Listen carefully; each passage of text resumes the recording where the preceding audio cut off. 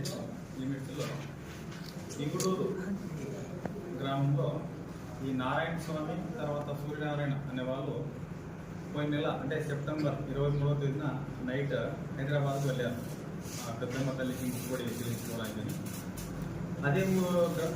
అదే రోజు నైట్ వాళ్ళ ఇళ్లలో 2 ఇళ్లలో దొంగతనం జరిగి బంగారు ఆభరణాలు నగదు పోయింది. ఎవరు దొంగలు తీసుకుని పోయారు. దానిపైన కేసు రిజిస్టర్ చేయడం జరిగింది.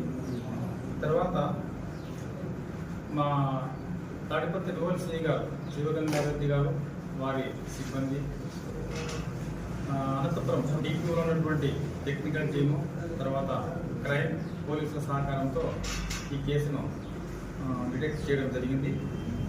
ఈ కేసులో దాసరి నాగేంద్ర అనే వ్యక్తి, అదే గ్రామానికి చెందిన వ్యక్తి ఈ 2 ఇళ్లలో దొంగతనం చేసినాడు.